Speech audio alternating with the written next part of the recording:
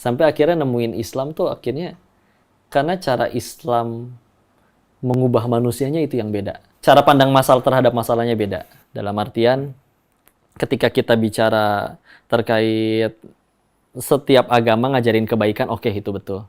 Tapi berbuat baiknya untuk apa dulu? Ada yang berbuat baiknya supaya orang lain nanti gak ganggu kita. Ada yang berbuat baik supaya nanti orang nolongin kita.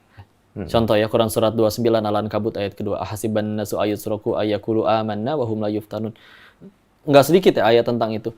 Tapi akhirnya memang berkesimpulan bahwa di ayat yang lain kan bahkan sampai ditanya, jangan kalian ngaku bisa ke surga sebelum kalian diuji sebagaimana orang-orang terdahulu. Orang-orang terdahulu itu orang-orang yang justru lebih taat daripada kita, para nabi, para orang yang berbuat baik. Sampai mereka juga nanya, kapan ini masalah selesai? Kapan pertolongan Allah?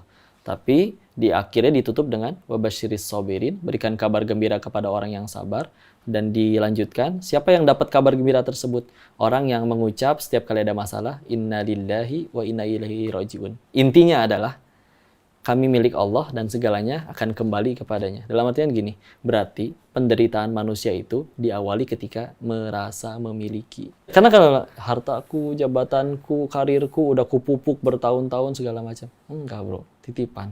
Buktinya ada orang yang udah dapat itu semua bahagia nggak? Enggak. Justru itulah cara Islam ngebahagiain orang. Karena pencipta lu tahu bahwa makin lu ngejar itu, lu makin nggak bisa bahagia. Jadi justru cara untuk bahagia yang Islam ajarin adalah ya Islam dari kata aslama, yuslimu, lepas, berserah. Di hati itu udah nggak ada apa-apa, tinggal pencipta doang.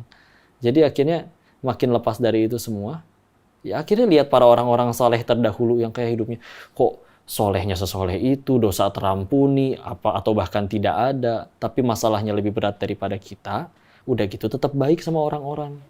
Dan mereka bahagia.